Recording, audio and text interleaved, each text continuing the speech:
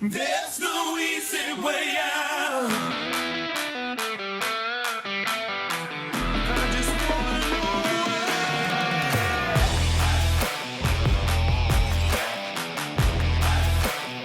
there's no easy way out. No easy way out. I'm not asking for another chance.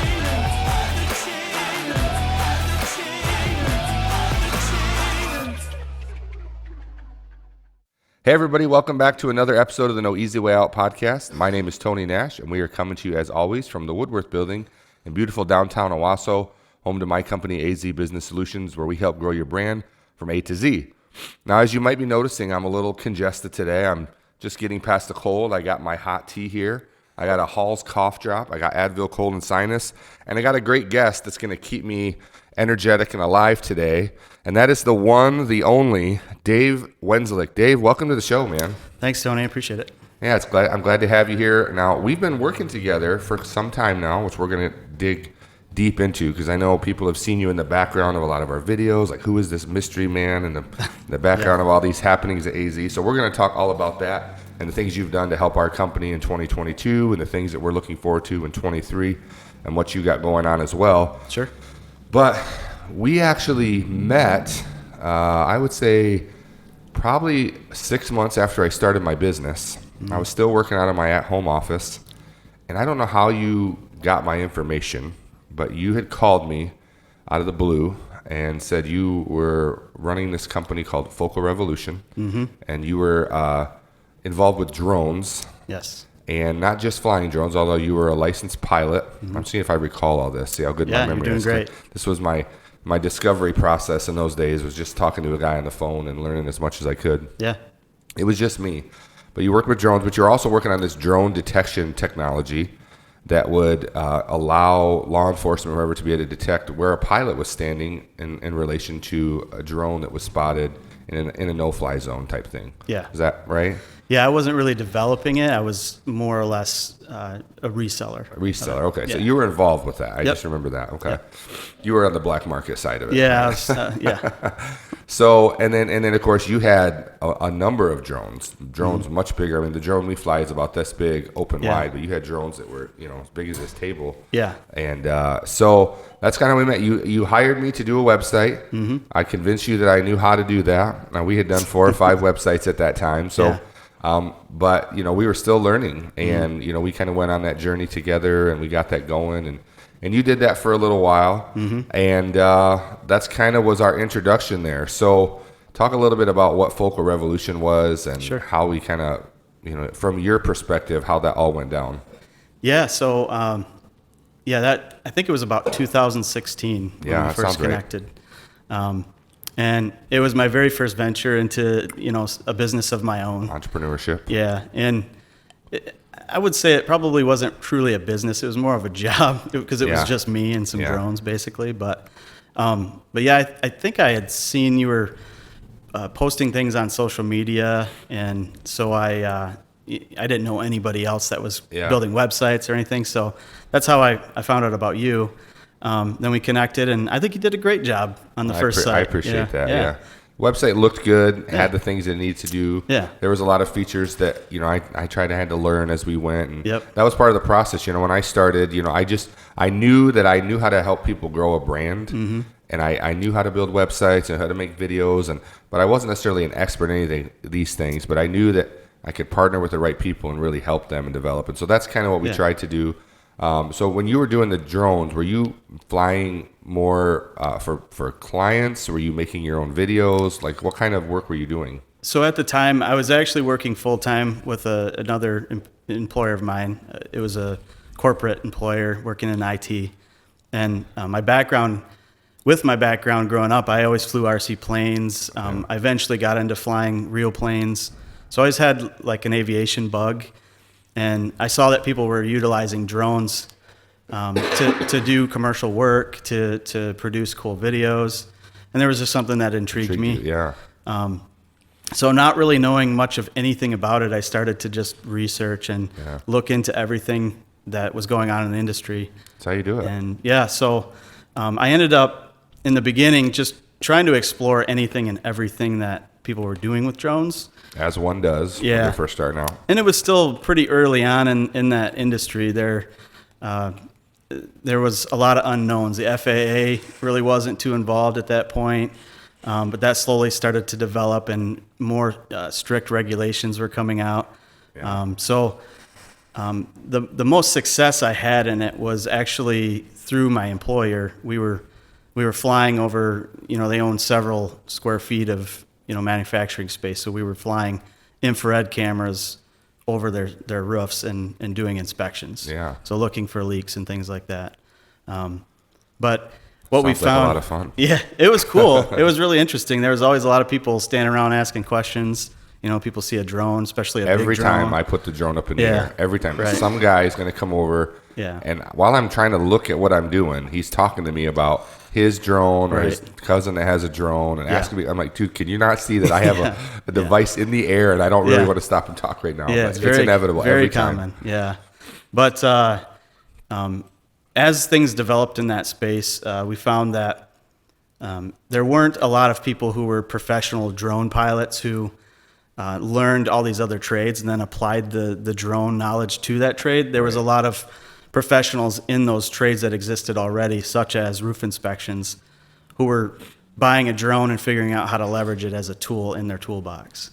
So it was really hard for someone like myself who didn't have a knowledge in a lot of these industries to try to break into that. Yeah, and in those days, anyone could just throw a drone up in the air, and they definitely have made it a lot more restrictive and restrictive fly zones. And the drones now come with GPS, so you can't go up in certain areas. But Right, yeah. Are you a good drone pilot?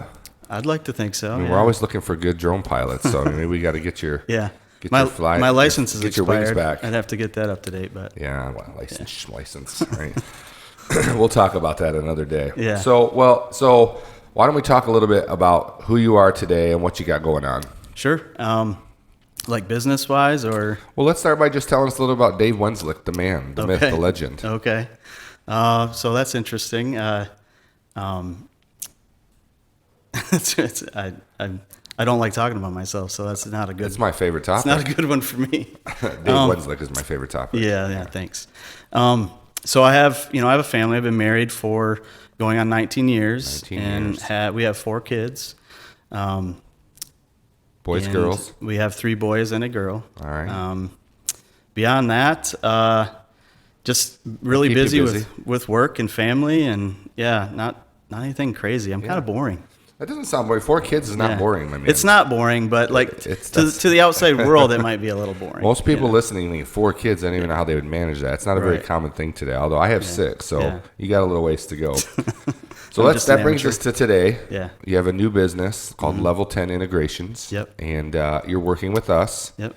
And we are not only the hair club for men. I'm not only a user, but I'm also the president. Yeah. We're also a client. Yeah. But tell our audience a little about what Level 10 Integrations is, and we'll talk about how we're working together. Sure. What I do is I partner with companies that are operating on a EOS, which is the Entrepreneurial Operating System. And I'll come back to and explain a little bit more about what an integrator is, because there's some confusion around that. But Sure. EOS is basically it's a toolkit for small businesses that it helps them develop a vision, helps them find traction to gain that vision and conquer the things that they're trying to accomplish in their business. It's really suited for companies that are between 10 to 250 employees. Now, in that space, in the EOS worldwide space, there are implementers who will partner with a company and come in and actually help implement EOS. My role is a fractional integrator, and an integrator is think of it as a second in command in a business. Some people may have heard of like COO or vice president. Yeah. So it's essentially that role, but I do it on a fractional basis. Yeah. So typically it's 1 day a week with a client. Yeah. Yep. Well, so we found that it was an ideal situation for us because we had implemented EOS. We actually had heard about it through Ryan Henry. We both know, a mutual friend of ours. Yep. And he had told us all about it. The moment he told me about it, I'm like, that's what we need. As a startup, as an entrepreneur, I'm all go. and know, like, stop and think about what you're doing. Let's just go do the next thing. Let's Right. go to the next one. Let's just run, and we'll figure out what we left in our dust behind us at some point. Yep. And of course, in 2020 and 2021, our company exploded with growth. We experienced 40% growth in 2 years in a row or plus. And we just were moving forward. And of course, then we had purchased a print shop, and we're making all these moves, and I think all were good moves, but then realizing, like, if we really want to scale this company and keep a healthy working environment, keep employees happy, and keep the workflow steady, and all of the things that have to happen, there's some key elements that we're not doing. And of course, we had been implementing EOS for about a year, and we were really kind of missing that key ingredient of an integrator. An integrator is a key role in the EOS flow chart, the accountability chart, and I'll let you explain that a little more in detail. We had tried to work with some folks internally and realized that we just didn't have the right person for that yet. And you and Dan had actually had lunch, and you kind of told him about it. And then when he first told me about the idea of a fractional integrator, I was like, I don't think that's going to work. Someone that's just here a fraction of the time or a part time is not going to work. And so we went on trying to do what we were doing and realized, like, we really needed someone that understood EOS really well to be our integrator. And so we agreed that you would come on. This was probably what, August, September? It was end of September. End of September. Yeah. And you came on as our fractional integrator and been working with us for the last several months, and have really helped us get some systems in place. And we're actually having our first state of the company meeting actually the same day that this podcast comes out, which is Monday. So today we're having our first state of the company meeting and sharing with the rest of the staff all the exciting things we've been working on as a leadership team. You've helped us identify our leadership team and our roles.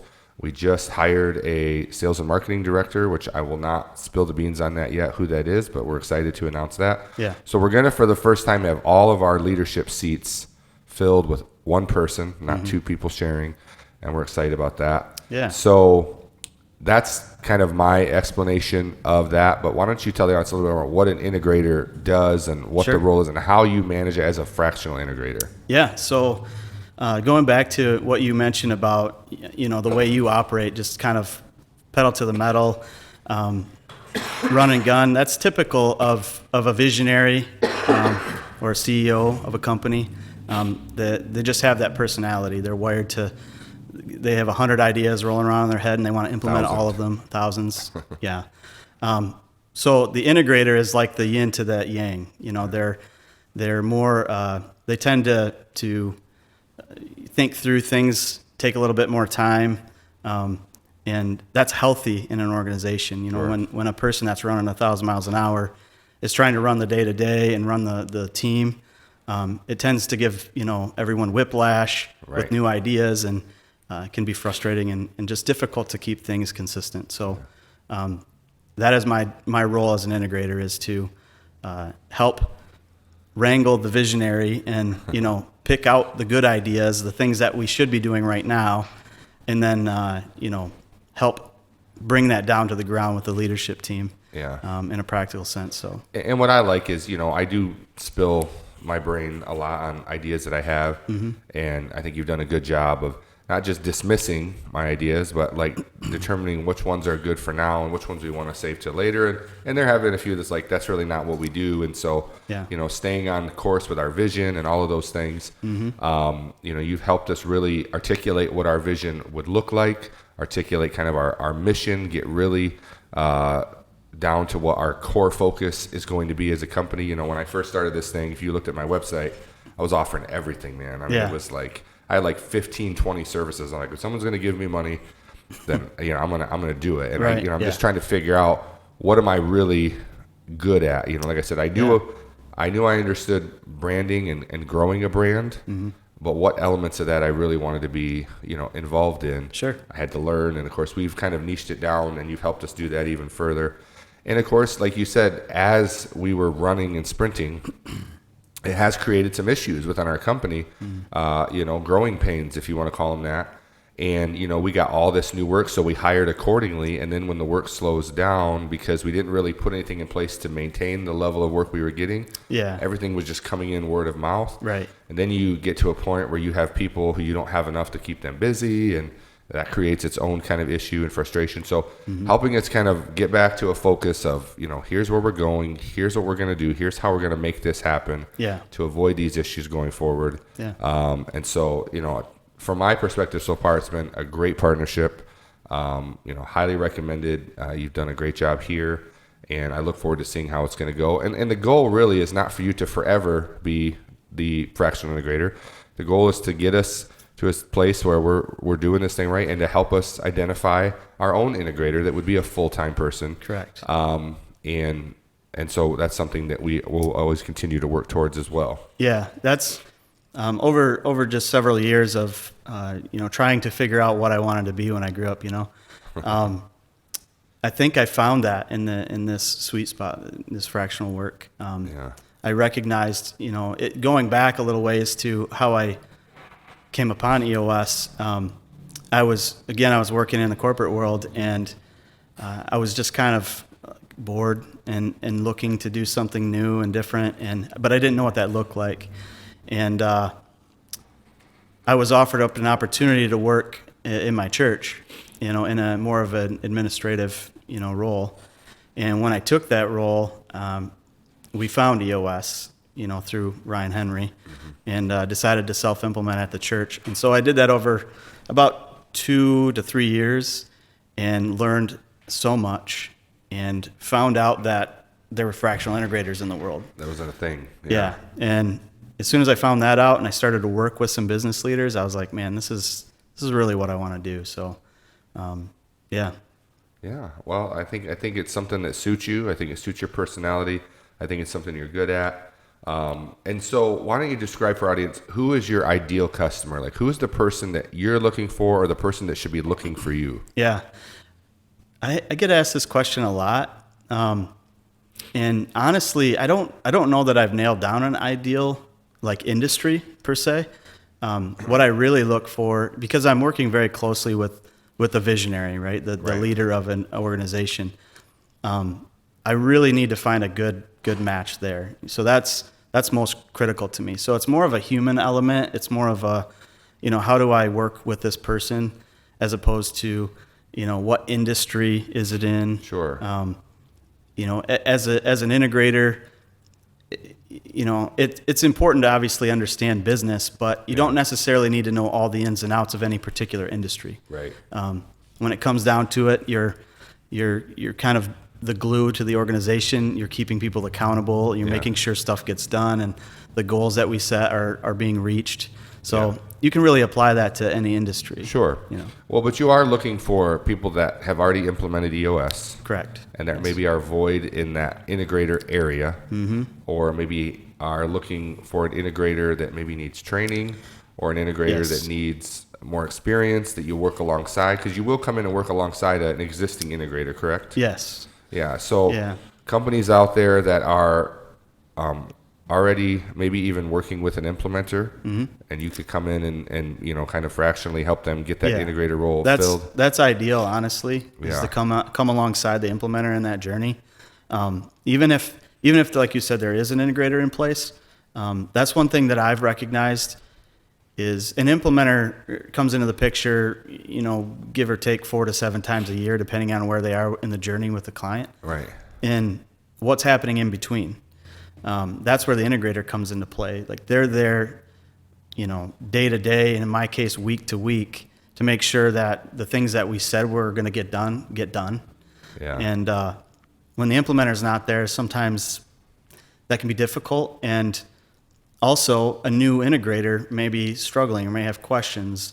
And it's not to say they can't communicate with the implementer, but to have someone who has spent so much time in the trenches with EOS be right there alongside of them, I think is really valuable. For sure. So if you're out there, you're a company from 5 to 250 employees, you said, right? 10 to 250. 10 to 250. I was close. And you've already started implementing EOS, and you need help with that integrator spot, that key role. Really, you have to have a visionary and you have to have an integrator. I mean, those are key spots. Now, EOS says that one person can fill 2 seats in a smaller company. Ideally, you want 1 seat per one person. but obviously some companies aren't large enough for that. Sure. But you definitely have to have a visionary and an integrator. So helping someone fill that role is key. And so I know you said EOS stands for Entrepreneurial Operating System. Mm-hmm. I know what it is because I've read all the books and done all your required reading. Yeah. But in a nutshell, kind of describe for the listener who maybe doesn't know what EOS is or never heard of it, what is EOS? Yeah, so in the name, there's operating system. So most people, I think, are aware of what an operating system is. But it's essentially the set of tools and concepts that aren't trade secrets. They're solid business principles that have been around a long time, just structured in a specific way to create, a healthy and successful company. Well, what I like about it is, Ryan was able to kind of sit down and in 20 minutes, and Ryan's like high energy, excited. He gets you excited about it. He brought me in a room. He's like, hey, bro, you got to come in here. You got to see this. Yeah. And what he started with was the accountability chart. You have your visionary, which is your CEO, the guy in most organizations who's the big idea person, who is the driver, who's the one that's built the company and wants to do all the exciting things that sometimes or in many cases just doesn't like to stop and do the necessary things that a functional company requires. Right. And so underneath him, like you said earlier, is that integrator, someone who basically takes his ideas and integrates them into the company or tells them, we're not going to integrate this right now. Right. And then underneath that person, you have 4 seats, essentially. Well, it just varies depending on the business. Sales and marketing, that could be 2 seats. In some companies, a sales seat, a marketing seat. Then you have your operations seat, which in our company is divided into 2 because we have digital operations and print operations. Yeah. And then you have your admin and finance, which could also be 2 seats if the company was large enough. But it basically gets you that first level leadership team is kind of a good starting point. And then you start filling underneath. And when I saw that, I thought, yeah, those are the things that we need. Those are the things that we're struggling with.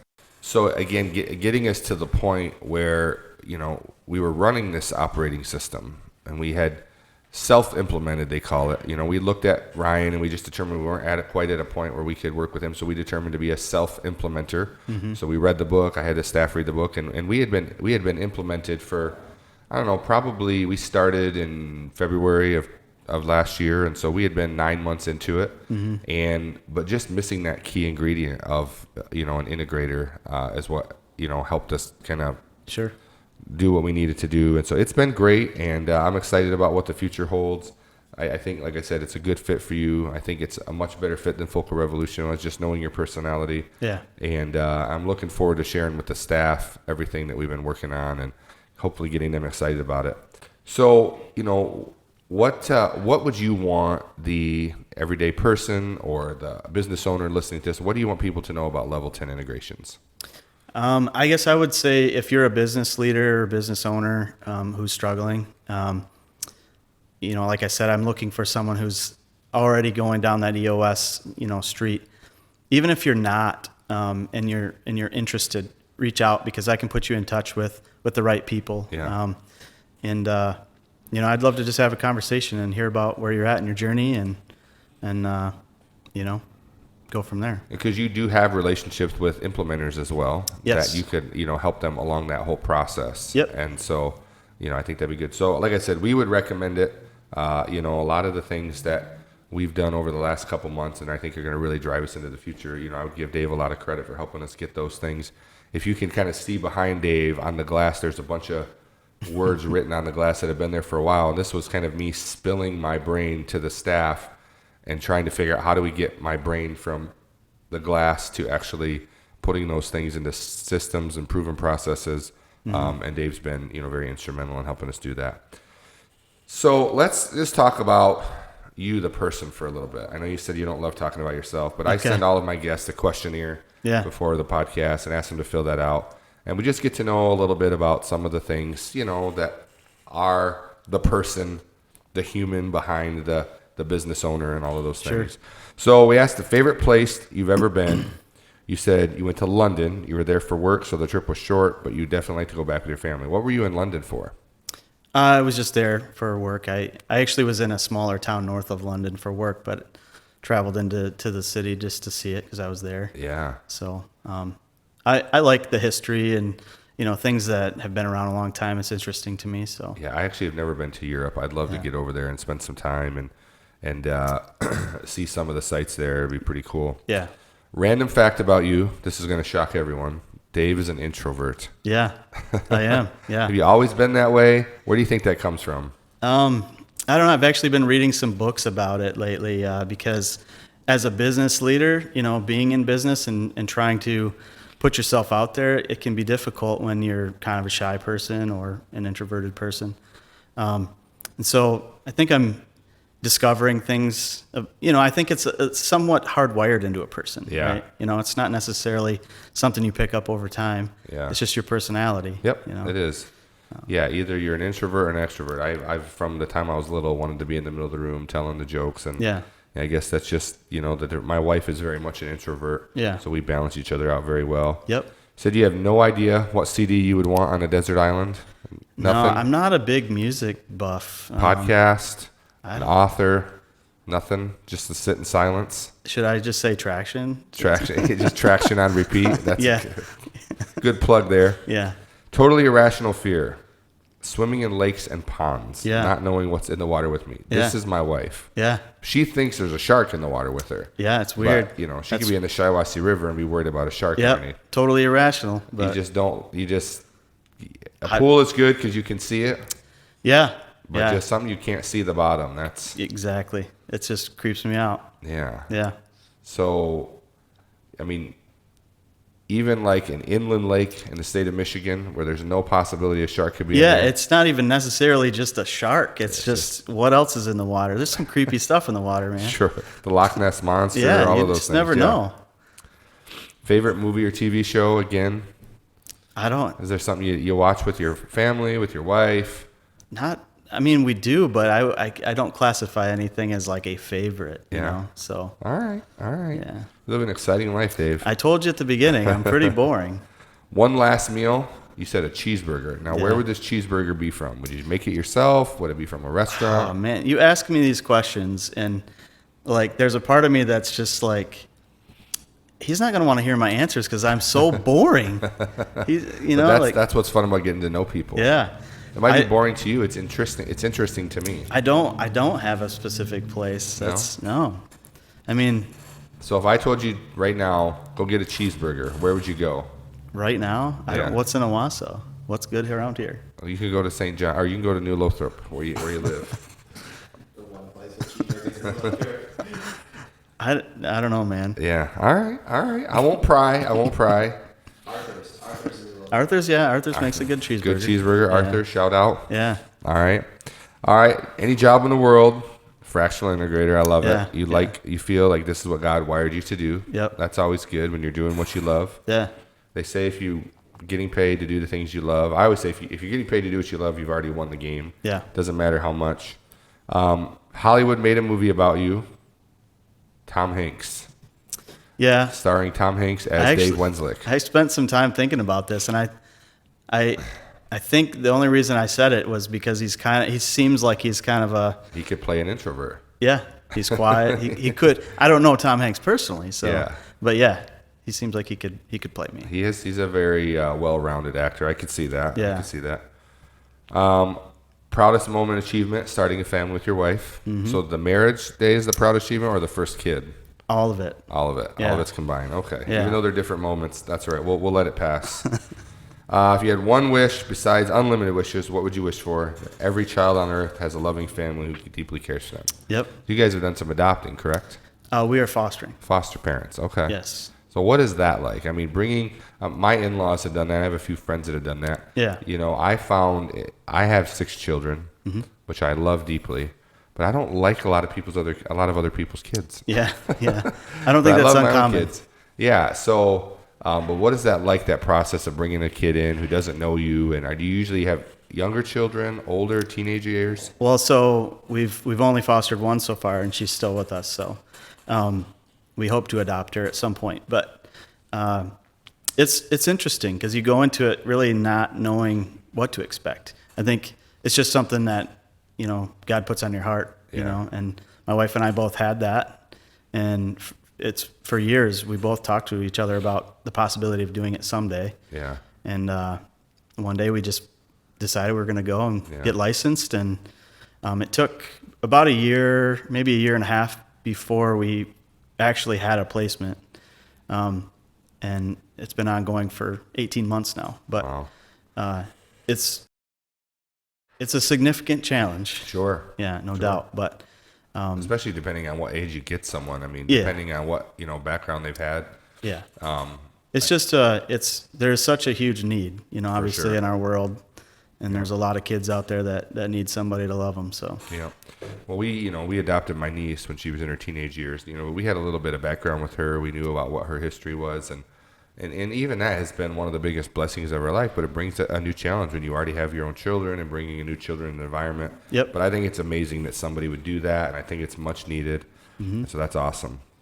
So let's get in a little bit. Let's talk a little about your journey. All right, how you got here, how do you get to this point? So you're born and raised in the New Lothrop area? close. I was actually born in Flint and moved to New Lothrop when I was in 3rd grade. The water? You want to get away from the water? No, it wasn't the water. It was family. Yeah. My mom and my dad connected, and that brought me to New Lothrop. But Did you go to high school in New Lothrop? yes. Okay, so what are they? The Yellow Jackets? They're not the Yellow Jackets. Hornets. The Hornets. I knew Yeah. it was some sort of a B. Yeah. I had some people that go to my church that actually told me they know you. Yeah. Abby Gentry, Yep. the Gentrys, she's a Broncoman now. She's like, Yeah. I didn't know Dave Wenzlick worked with you. And I'm like, yeah. Yeah. She's like, tell him I said hi. That was like 2 months ago, so I'm Yeah. finally telling you that Abby said hi. So, Hi, Abby. yeah. So did you go to college? I did. We didn't ask any of these questions in your interview. So. Yeah, so some of my college, my history with work and stuff like that, it's a little unorthodox because I think I've always been searching a little bit for what I wanted to do, and so I started my journey out of high school with work. I worked probably 5 to 6 years before I decided I wanted to go to school. Yeah. And then even through that, I tried a few different things.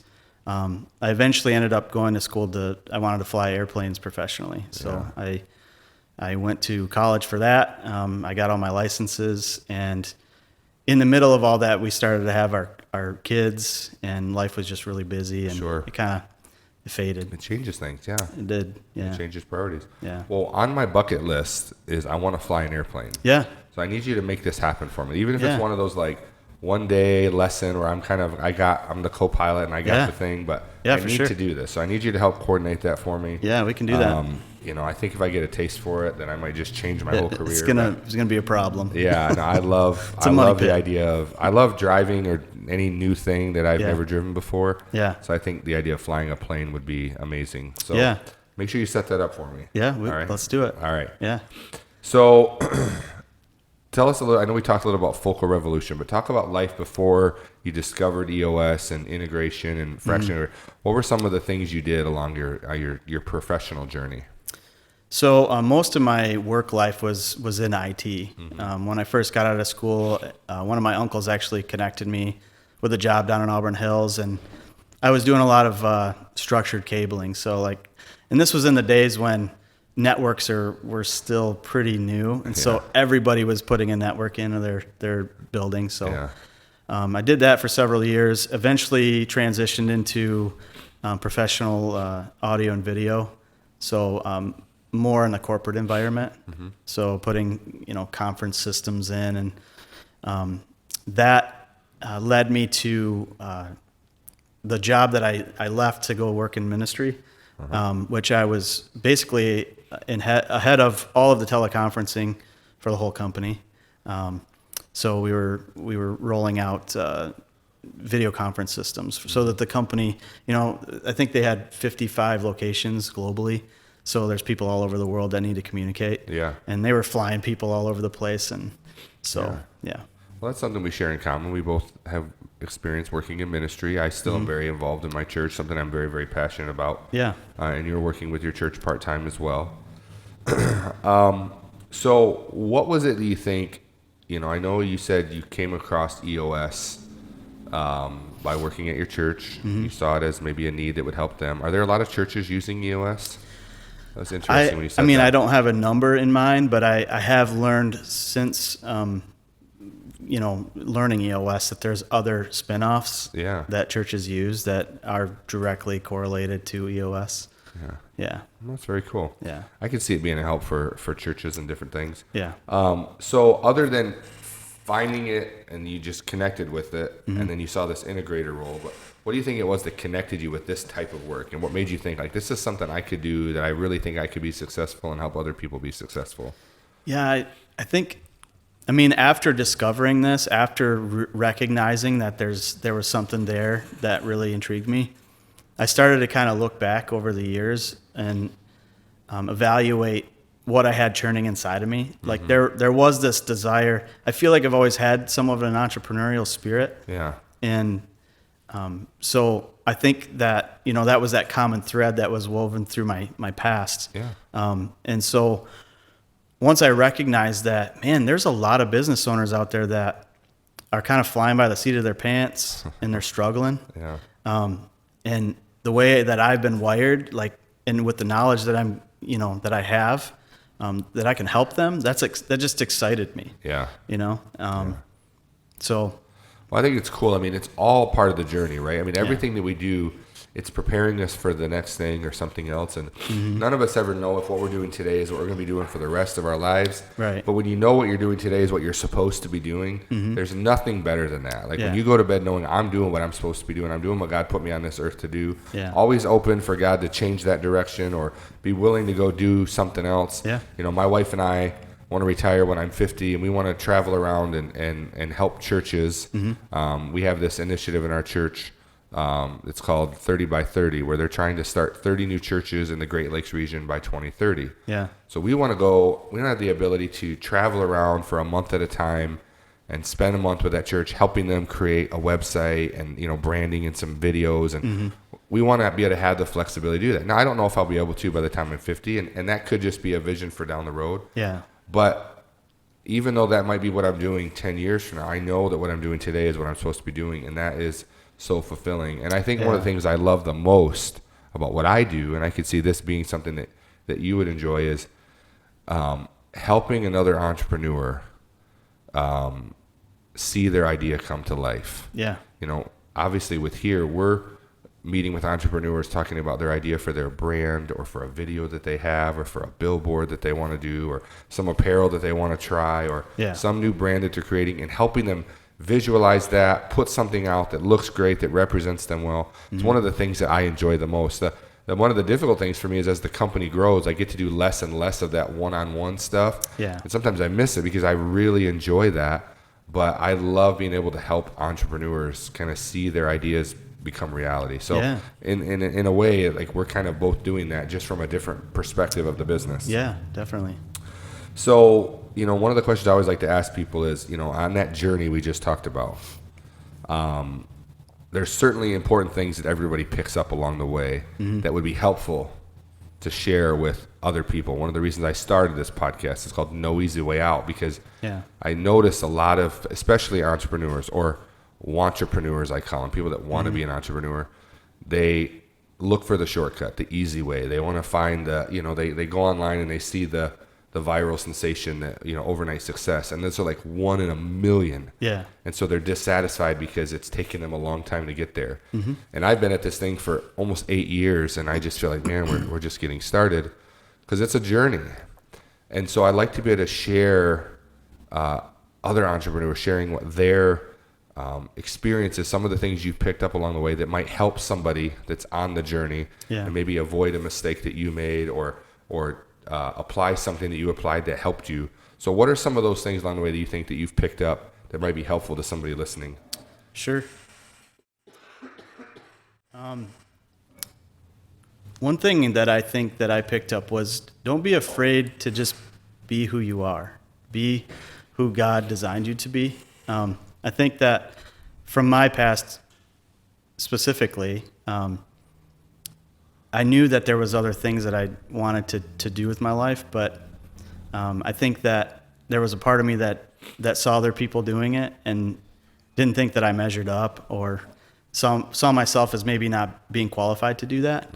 But I think just find the things that you're wired to do and that you're passionate about, and figure out, how to make that your thing.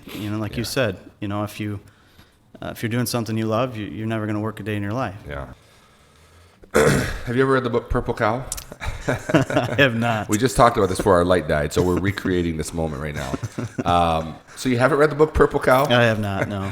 No, it's an excellent book. It's by Seth Godin. He's one of my favorite authors. Very simple author, but basically the premise is, if you're driving by a field, you look at cows, they all look the same. But if you saw a purple cow, it would stand out. And everybody has a purple cow. There's that one or two things that make you unique, that make you different. And if you can figure out how to maximize that, many times it's a skill, it's a personality trait, but it's something that's going to set you apart. And turning that into, a business, and many times you're able to do that. So Yeah.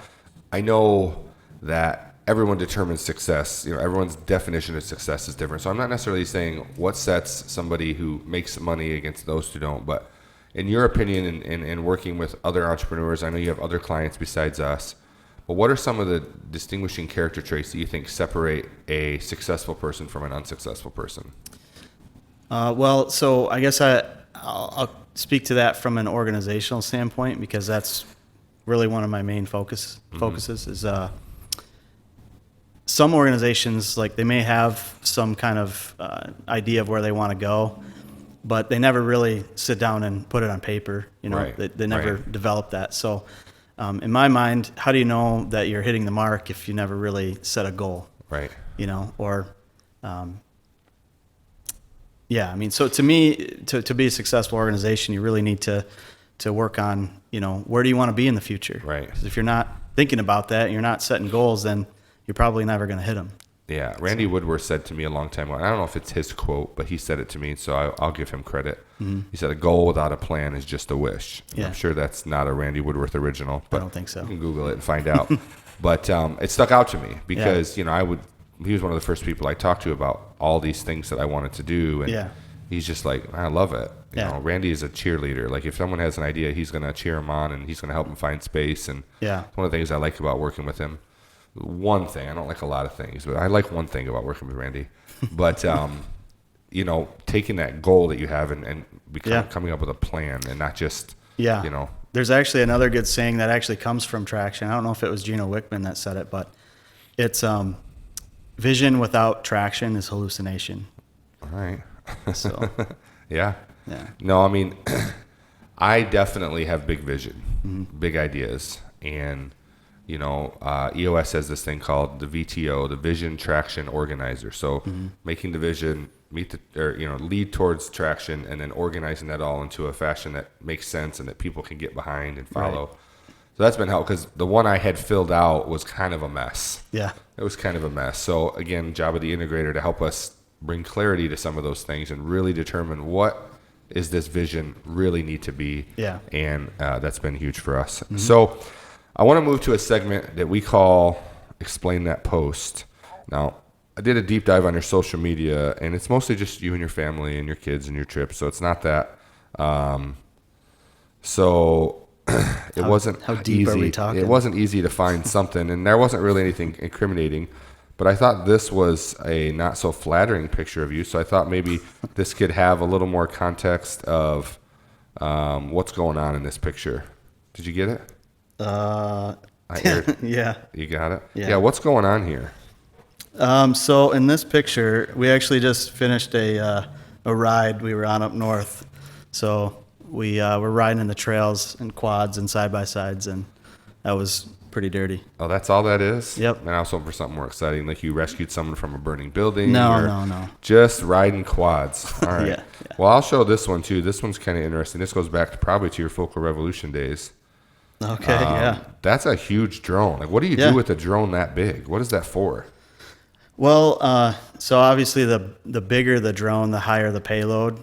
We weren't doing anything crazy with it, but at the time that was the only drone that we had redundancy in. So we had redundant GPS and redundant batteries, and we were carrying a camera, I think that cost $15,000. So I didn't want to just throw that on any drone. Yeah. So let me ask you this. The technology has advanced a lot over the last few years, but what this drone, you know what we have? We have the Mavic Pro 2, I think, or the Mavic 2 something. Yeah.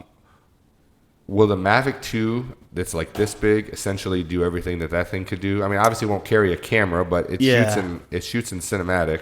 Yeah, I mean, with the exception of the payload, it can. I think they have versions with infrared cameras built in now, and DJI's really moved into the commercial space, utility space. So how high will that thing go? Is this one of the questions that people ask you when you're flying? They come up and ask. Oh yeah. How far will that go? Yes. Like how long does the battery last? Yep. Yeah. All the same questions. I mean, like most RC, technology, it can go far beyond line of sight. Yeah. Which you're not supposed to do, by the way. Well, I've never done that, but. All right. Well, we're going to move into our last segment of the show called "Say It in 60." Okay. Okay. So I'm going to give you 10 rapid fire questions in 60 seconds. Okay. And if you answer them correctly, you're the winner, and that's all that happens. Okay. Right? Awesome. If you don't, you're a loser. But they're your answers, so just say anything, right? Okay. But then it's on the internet forever, so you have to live with it. Yeah. All right. So Dan's got a timer for us, or Zach, one of the two. And are you ready, guys? Are you ready? Yes. All right. Don't overthink it. Just whatever comes to the top of your head. Okay. The timer starts now. What is a must-read book? Traction. What is a daily habit everyone should do? Brush your teeth. What is your favorite podcast? No Easy Way Out. Good answer. Michigan or Michigan State? Michigan. What is your why? What is my why? That's a great question.